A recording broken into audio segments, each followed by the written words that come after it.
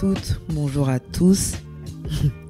Vous écoutez The Little Voice in My Head, le podcast, saison 2, épisode 6, l'épisode du retour. Depuis le début de l'année, j'ai posté aucun épisode. Et je pense que certains ont dû se décourager. Je pense que beaucoup ne m'attendent même plus. C'est pas un projet que j'abandonne. Mais on va dire que c'est une année qui a beaucoup challengé ma motivation et ma discipline. Bon, l'année n'est même pas encore finie, donc le challenge est toujours présent, mais c'est vraiment une année qui challenge ma motivation et ma discipline. Je préfère vous prévenir, l'épisode qui va sortir juste après a été enregistré longtemps avant celui-ci. Donc il va y avoir une espèce de faille spatio-temporelle où des choses vont être présentées et qui ne sont plus d'actualité, surtout sur mon état de santé. Mais qu'à cela ne tienne, on reprend les bonnes habitudes. C'est pas grave s'il y a un petit peu de décalage sur les choses qui vont être dites, mais en tout cas je suis de retour. Ça fait plusieurs semaines que je prévois cet épisode de retour. Qu'est-ce que je peux raconter ? J'ai passé 10 semaines, 2 mois et demi à Libreville. Je suis rentré à Mwanda il y a 3 semaines à peu près. Et j'avais tout plein de projets. C'est vrai qu'au départ, j'étais pas censée rester aussi longtemps à Libreville, mais une fois que j'étais là, je me suis dit, ouais, je vais faire une interview de telle personne. Faut qu'on se pose, faut qu'on enregistre. Et j'ai enregistré. J'ai pas envie de dire walou parce que c'est pas vrai, j'ai enregistré quand même un épisode. Mais on est très très loin de tout ce que je m'étais dit que je ferais. Et vraiment, c'est la discipline, la motivation. Plusieurs fois, je suis sortie de chez moi avec mon matériel, rencontrer des gens en disant « Ah, j'ai ramené mes micros, venons, on enregistre. » Et puis au final, on passait une soirée ou un après-midi à chiller et on n'enregistrait pas. Et puis je m'étais dit « Ouais, il faut que je fasse d'abord mon épisode de retour, où j'explique un petit peu ce qui s'est passé depuis le temps, pourquoi ça a autant traîné. » Et puis je l'ai pas fait. Par contre, j'ai quand même fait un épisode sur les fiers trentenaires avec Darlene, donc vous m'avez quand même écouté pour ceux que ça a intéressé. Je me suis quand même exprimée somewhere. Qu'est-ce qui s'est passé depuis le 1er janvier 2025 ? Les trucs positifs ou les trucs négatifs d'abord ? Les trucs positifs, j'ai été 2 mois et demi à Libreville alors que c'était imprévu. Au début, j'ai énormément râlé parce que je venais pour 1 semaine et je me suis retrouvée là, plâtrée, en béquille. Et vraiment, j'ai râlé, quoi. Je me souviens, les premières semaines, je râlais tout le temps. Ça me saoulait, c'est parce que j'avais prévu, j'avais du taf à Mwanda, je fais des gros villages. J'avais du taf à Mwanda, j'avais des gens qui venaient. Je pilote un programme qui est super intéressant cette année, qui nécessite beaucoup de logistique de ma part, parce que je fais venir 10 coachs par session. Et pour la deuxième session, 1, j'ai pas pu y participer, et 2, du coup, j'ai dû gérer à distance, et j'ai à peine vu les coachs pendant leur escale à Libreville sur leur retour. Et donc ouais, c'était hyper frustrant, c'était vraiment très très frustrant, j'étais pas contente, puis les choses se passaient pas comme je voulais à distance, les gens ne géraient pas forcément les choses comme je voulais, au moment où je le voulais. Normal, ils ont leur vie, ils ont leurs occupations, ils ont leurs tâches, mais vraiment beaucoup de frustration, l'immobilisation. Le jour même où on m'a collé le plâtre et tout, j'avais promis à mes neveux de les emmener à la salle de jeu, ne sachant pas qu'on allait mettre le plâtre le même jour. Et j'ai fait la guerrière, je suis partie. En plus, il y avait des escaliers, donc j'ai grimpé les escaliers alors que je savais même pas manier les béquilles. Et donc j'avais mal, et ça me faisait mal au bras, et j'avais encore mal à la jambe, et je savais pas comment tenir les béquilles. Je crois que j'ai failli tomber. Bref, c'était vraiment très frustrant. Et puis les gens essayaient de me ménager, me disaient mais non, voilà, tranquille, je veux vous voir, je veux passer du temps avec vous, je veux sortir et tout, naïna. Et c'était difficile d'accepter mon état de personne à mobilité réduite, Ensuite, il y a eu les challenges dans la ville. Ça, je pense que j'en parle dans l'épisode qui sortira juste après. Parce que j'étais en plein dedans. Les challenges dans la ville, tu te rends compte que rien n'est fait pour les personnes à mobilité réduite. Les marches sont hautes. Il n'y a pas de... Bon, j'étais pas en fauteuil roulant, mais il n'y a pas de rampe. Il n'y a pas d'ascenseur. C'est galère. Et puis, il y a des choses que tu veux faire que tu peux plus faire. Et puis... Non, je râlais. Franchement... Franchement, merci à mes amis de m'avoir... à mes amis et à mes parents surtout, de m'avoir supporté pendant ces premières semaines, parce que je crois que j'étais vraiment invivable, quoi. Je râlais pour tout. Et puis à un moment donné, j'ai fini par accepter. Je pense que la deuxième fois où mon retour à Mwanda a été décalé, j'ai fini par accepter qu'en fait là, je n'ai pas de maîtrise sur tout, j'ai pas de maîtrise sur ça. Mieux, je vis seulement, je profite de l'instant présent. S'ils veulent me garder là même 6 mois, il n'y a pas de problème, ils n'ont qu'à me garder à Libreville 6 mois. J'ai commencé ma rééducation. Et après, je pense que dès que j'ai eu le switch de franchement là, j'ai pas de pouvoir dessus, ça a changé toute mon approche et tout le reste de mon séjour. Du coup, je me suis dit, rentabilise, passe du temps avec tes proches.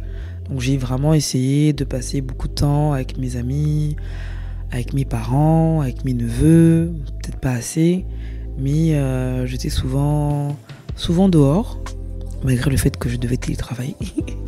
J'étais souvent dehors, j'ai pu passer beaucoup de temps avec mon frère qui s'est marié en juillet. J'ai pu l'aider et l'accompagner, et ça, je pense que ça n'a pas de prix. Et c'est là où tu te dis qu'en fait, au début, c'est pas ça à quoi tu t'attends, mais peut-être que les choses devaient se passer comme ça pour me permettre de faire certaines choses. En tout cas, je pense que l'une des personnes qui en a plutôt bien bénéficié, c'est lui, parce que et moi en vrai, parce que c'est pas que lui, c'est moi. J'ai pu passer du temps avec lui, j'ai pu l'aider, parce qu'à distance, je me demandais comment est-ce que je pouvais me rendre utile pour lui. J'ai pu réfléchir avec lui, aller visiter des trucs avec lui, tester des trucs avec lui. L'accompagner en tout cas au mieux que je pouvais, et pas genre juste débarquer pour les cérémonies. Et ça, pour moi, ça n'a pas de prix, quoi.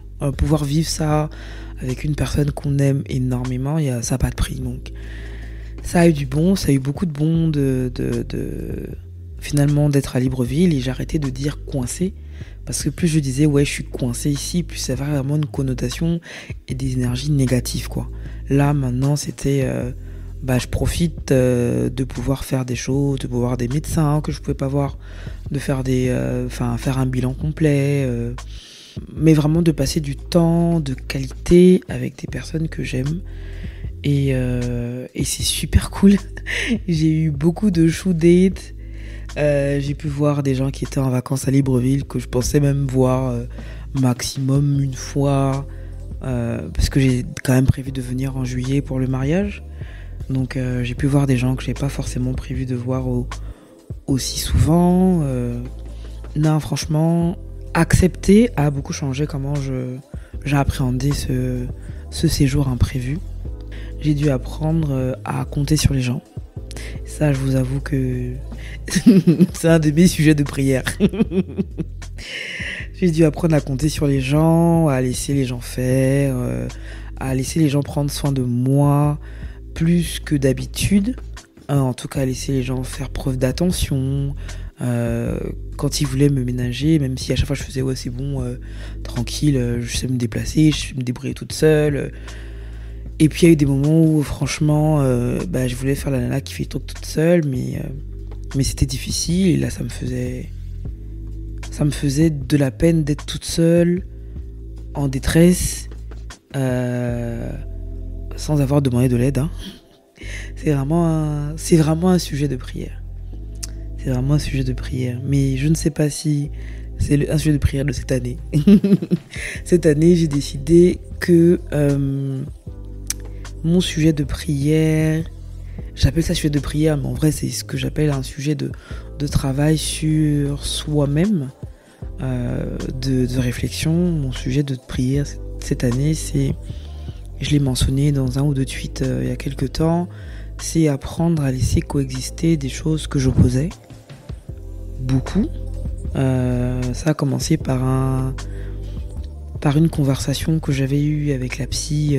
J'aime trop parler de mon épisode de la psy, on dirait je l'ai vu pendant 1 an alors que la meuf je l'ai vue 3-4 fois à tout casser. Mais c'est venu de cette conversation-là et je pense que c'est aujourd'hui, avec quelques années de retard, on va dire ça comme ça, c'est aujourd'hui que ça prend beaucoup plus de sens, ou en tout cas que je donne beaucoup plus de sens à cet échange que j'avais eu avec elle sur vraiment cette manie d'opposer les choses et de les empêcher de coexister, de cohabiter dans le même espace, quoi. Donc à l'époque de la conversation avec la psy, c'était de laisser cohabiter l'émotion et la raison, qui pour moi c'était...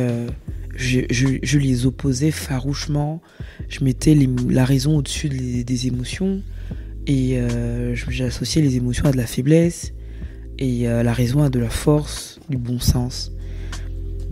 Et depuis cette année, j'y réfléchis, mais j'avoue que depuis l'époque de la psy, c'est quelque chose qui avait quand même réussi à être dans un coin. C'est pas juste une conversation que j'ai totalement abandonnée, quoi. Pourquoi est-ce que je pose la raison aux émotions? J'ai réussi à creuser et à trouver d'où venait cette réponse traumatique. Parce que pour le coup, c'est vraiment une réponse traumatique. J'ai trouvé l'origine. Je vais pas forcément la partager avec vous là, parce que je suis encore en train de deal avec et de réaliser un peu plus avec le temps qui passe les dégâts qu'une rencontre a causé dans ma vie. Et je le répète, faites attention avec qui vos enfants, vos ados surtout, traînent, parlez beaucoup avec eux, donnez leur confiance en eux, parce que j'ai bien compris que c'était une réponse traumatique à une rencontre que j'ai faite entre 14 et 16 ans, je pense. Et voilà, bon, je suis en train de m'égarer, mais c'est la petite voix dans ma tête qui parle. Donc pour revenir à mon sujet de prière sur comment faire coexister des choses, et je crois que l'épisode avec Darlene aussi a eu sa part, la thématique je m'aime, mais pas vraiment, l'espèce de dualité qui existe entre ce qu'on dégage, ce qu'on veut et ce qu'on ressent au fin fond de soi. Et je pense que tout ça aussi a joué sa part dans mes réflexions actuelles, dans la définition avec beaucoup plus de précision de mon sujet de prière de 2025. Laisser les choses coexister, parce que les deux ont leur place, parce que il est possible d'avoir un équilibre, parce qu'il est possible que ce soit quelque chose de fluide, d'abord l'émotion, ensuite la raison, un peu d'émotion, un peu de raison, beaucoup d'émotion, un peu de raison, beaucoup de raison, un peu d'émotion, émotion et raison quasiment au même niveau, d'un jour à l'autre. On est des êtres complexes et on est mis pour les humains. On est des êtres complexes et je crois que vouloir opposer les choses, ça reviendrait aussi à se mettre dans des cases, quoi, ou à refuser d'entrer dans certaines cases. Et je pense que j'aime bien l'idée de quelque chose de fluide, de quelque chose qui prend la forme du récipient, comme de l'eau, enfin comme les liquides de manière générale, prendre la forme du récipient qui le contient, appeler les différentes facettes de soi, les différents aspects de soi quand on en a besoin, et laisser les autres facettes s'exprimer quand même quand on n'en a pas forcément besoin, parce que il faut qu'elle s'exprime. J'ai discuté avec une amie il n'y a pas longtemps et je lui disais qu'elle me racontait une de ses réactions face à une situation, en me disant l'ancienne moi aurait juste pété un câble, la nouvelle moi s'est posée, a réfléchi, a raisonné et a trouvé une solution. Et je lui expliquais qu'en fait péter un câble c'est pas mauvais. Ce qui est mauvais c'est de péter un câble et de ne péter qu'un câble et de se laisser envelopper, absorber, noyer par les émotions, et de ne pas après à un moment donné se dire bon ok, là j'ai réagi parce que mon cœur, ma tête, peu importe, l'organe que vous aurez décidé qui réagit avec les émotions, a eu besoin d'exprimer ça de cette manière. Ok, c'est fait, now what's next? Comment est-ce que je trouve une solution par rapport à ma situation, même si j'ai laissé mes émotions s'exprimer en tout début. Donc c'est vraiment, vraiment, vraiment ça, mon sujet de prière cette année. Je creuse encore, c'est pas clair parce qu'il y a beaucoup de choses qu'on fait et beaucoup de mécanismes qu'on a, de réponses qu'on a, qui sont tellement vieilles, tellement ancrées qu'en fait on ne les reconnaît pas comme telles. Et je pense que c'est ça, quoi. Arriver déjà à reconnaître à quel moment là on est en train d'avoir une réaction qui est une réponse à quelque chose. Et pour ce qui est du sujet de prière, à quel moment là je suis en train de vraiment me mettre dans une posture où je pose deux choses qui peuvent exister ensemble. J'ai vraiment pris une toute autre direction par rapport à cet épisode. On parlait de ce qui s'est passé depuis le début de l'année, de positif. Bon, j'ai beaucoup parlé des 3 derniers mois, dont 2,5 passés à Libreville. Au niveau du taf, j'ai eu un super projet, celui dont je vous parlais plus tôt. Je sais pas si je peux rentrer dans les détails en soi, il n'y a rien de confidentiel, mais on a décidé de travailler sur les hommes. Ça fait des années que notre entreprise est en transformation. Je dis déjà je suis tellement intégrée. Notre entreprise est en transformation. C'est passé par une ouverture d'une nouvelle mine. C'est passé par du matériel, des engins, des outils, des installations. Et en fait, on n'avait pas encore travaillé sur les hommes, mais on a décidé de travailler sur les hommes. Et vraiment avoir la possibilité de travailler sur les hommes, de les aider à devenir des meilleurs managers, pour déjà donner le meilleur d'eux-mêmes et ensuite tirer le meilleur de leurs équipes, changer de manière, en tout cas notre approche, notre manière de diriger les équipes, pour en tout cas s'assurer d'être déjà dans les standards internationaux, quoi. D'abord de 1, j'ai envie de dire, et ensuite de pouvoir s'assurer d'assurer une performance au top, quoi. Et je crois que je suis en train de découvrir que c'est un rêve, parce que je sais pas si je l'avais dit dans un épisode, mais j'avais dit à ma chef que mon objectif c'est de changer la vie des gens. Elle m'a pari au nez. Elle m'a dit ok, on va travailler dessus. Mais après elle m'a dit, elle l'a pas dit directement parce qu'elle ne parle pas comme ça, mais ce que j'ai compris, c'est ma petite, tu es folle. Tu veux changer la vie des gens comment? Mais en fait oui, c'est ce qu'on est en train de faire. Une meilleure manière de diriger, de meilleurs résultats, des gens qui sont beaucoup plus épanouis, qui ont plus envie de venir au taf, de faire bien et de faire mieux. Pour moi, c'est une façon de changer la vie des gens. Et je suis super contente de pouvoir participer à un aussi beau, un aussi grand projet qui va s'étendre sur plusieurs années. C'est un peu ça ma difficulté parce que je suis habituée au projet à court et moyen terme. Dès que tu dois passer 2, 3 ans, 4 ans sur un projet, ça commence à devenir long pour moi. Mais bon, en tout cas c'est un projet qui me tient à cœur, je suis très contente d'y participer, c'est hyper challengeant. C'est un projet qui m'a absorbé quasiment toute l'année et je suis en train de payer les pots cassés parce que j'avais d'autres objectifs. Et il va me rester 4 mois pour tous les atteindre, ça va être folichon lié sur les semaines à venir au boulot. Et donc ouais, toujours aussi épanoui au taf, même si depuis mon retour, donc depuis 3 semaines, c'est un peu difficile pour moi. J'ai du mal à me remettre dans le bain, j'ai du mal à me concentrer. Je sais pas à quoi c'est dû. Donc, tout le monde m'a dit que c'est normal, c'est un peu le loss du retour. Je suis quand même parti 2 mois et demi, donc c'est un peu normal, sauf que avec tout ce qui me tombe dessus et tout ce qui va arriver, je peux pas me permettre de lost maintenant. Je disais à quelqu'un que le Lost n'a qu'à attendre le mois d'octobre. Au mois d'octobre, je pourrais me permettre de Lost. Là, j'ai beaucoup trop d'échéances qui vont me tomber dessus et je peux pas me permettre de Lost, quoi. À part ça, oui, parce que je raconte ma vie et puis vous allez me subir. Donc le boulot, c'est top. La vie sociale à Libreville, c'est top. Malgré le fait que j'ai un peu râlé. Le retour à Mwanda, en soi, je suis vraiment dans un mood assez bizarre. J'ai dit pas de concentration au taf, mais en fait, je suis pas en train de déprimer parce que bon, je sais quand je déprime.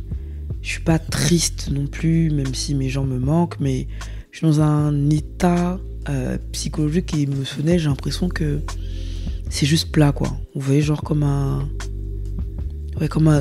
J'ai une image de l'appareil aux urgences. Bon, bref, un encéphalogramme qui montre l'activité du cerveau et puis c'est genre juste plat. C'est genre plat. Je sais pas. Je sais pas encore. J'avais prévu de me pencher dessus et peut-être pour comprendre et puis surtout pour savoir comment m'en sortir. Et là, le sujet de départ qui était la discipline et la motivation. Pour m'en sortir, pour reprendre mes épisodes de podcast, pour reprendre le sport malgré les interdictions, parce que j'ai besoin de reprendre le sport, parce que je pense que ça va avoir aussi un boost sur mon état émotionnel, psychologique, pour reprendre la peinture, pour reprendre des activités en tout cas qui me rendent heureuse ou qui m'apportent la paix, et j'arrive pas à le faire, j'arrive juste pas à... Voilà quoi, je fais des grands plans... J'ai retrouvé mon document d'inscription à la salle de sport. Je me suis racheté 2-3 vêtements. Mais prends tes pieds pour aller à la salle, même si tu essaies de ménager ta jambe et de ménager ta jambe tout simplement. Mais même ça, j'ai pas encore réussi. Je vais éviter de m'auto-flageller, mais voilà, la discipline et la motivation, c'est mon premier sujet de prière. La cohabitation des choses que je posais, ce sera mon deuxième sujet de prière pour 2025.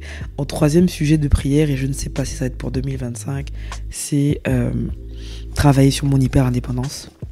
Laisser les gens s'occuper de moi, prendre soin de moi. Il n'y a pas très longtemps, je me suis fait engueuler par un de mes amis, mais vraiment genre engueuler. Parce que je lui ai demandé un service. En fait, je lui ai demandé de me déposer à l'hôpital. Et il m'a demandé est-ce que tu peux m'attendre 30 minutes. Et je lui ai dit je vais trouver une autre solution. Et il m'a dit non, ne trouve pas d'autre solution. Après il m'a demandé mais qu'est-ce qui se passe, que c'est une urgence et tout. Je lui ai dit non, t'embête pas, je vais trouver une autre solution. Si je la trouve pas dans les 30 minutes, quand tu te libères, on y va. Et si je la trouve, je t'enverrai un message pour te dire que j'ai trouvé une solution. Et j'ai trouvé une solution et je suis parti à l'hôpital. Et il a pété un câble, que je suis... il a associé ça à de l'orgueil, de l'ego. Je lui ai dit non, pas du tout. J'avais une situation, j'ai besoin d'aller à l'hôpital. C'est pas comme si je demandais un truc, je demandais à ce qu'on me dépose à l'hôpital tous les jours. J'ai pas forcément envie de te dire voici tel problème que j'ai au téléphone. Tu n'étais pas disponible, je peux comprendre que tu sois pas disponible, mais j'ai pris mes dispositions et je suis arrivée à l'hôpital. Oui, tu passes ton temps à te comporter comme ça, à faire comme si tu étais seul au monde, comme si tu peux compter sur personne, dans la vie on a toujours besoin des gens, tu peux pas te suffire à toi-même. Ah oui, il m'a dit ça, que je voulais me comporter comme quelqu'un qui était autosuffisant.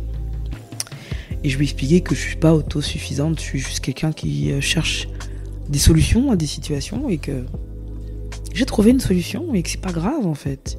Mais bon bref, donc ça c'est mon troisième sujet de prière. Mais je pense qu'on va le mettre pour 2026 parce que 2025 est déjà presque fini, ça sert à rien de s'encombrer avec des objectifs qu'on ne va pas atteindre. J'ai beaucoup blablaté, ça va être un épisode, vous savez que les épisodes solo sont jamais très très longs. Donc je voulais prendre un engagement, je sais pas si je vais l'assumer et j'ai vraiment peur de le prendre. J'ai envie de vous promettre un épisode toutes les semaines pour rattraper mon retard. Mais même en faisant un épisode toutes les semaines, je rattrape pas mon retard. J'ai fait le calcul. Normalement, 12 mois, 2 épisodes par mois, ça fait 24 épisodes. Et là, on est déjà au 8e mois, donc normalement, je devrais avoir déjà 16 épisodes. Il me reste 4 mois. Donc, bref, en tout cas, j'ai fait le calcul et j'ai vu que même en faisant un épisode toutes les semaines, j'ai pas 24 semaines en fait. Donc, je vais faire au mieux pour rattraper le retard et pour vous donner le meilleur, quoi. J'ai pas encore trouvé mes invités. Hein. Ça va être marrant de relever ce challenge. En tout cas, merci de m'avoir écouté parler toute seule pendant toutes ces minutes. Je vous dis à très bientôt. Non, je vous dis à la semaine prochaine déjà. Bye bye. Download this podcast for free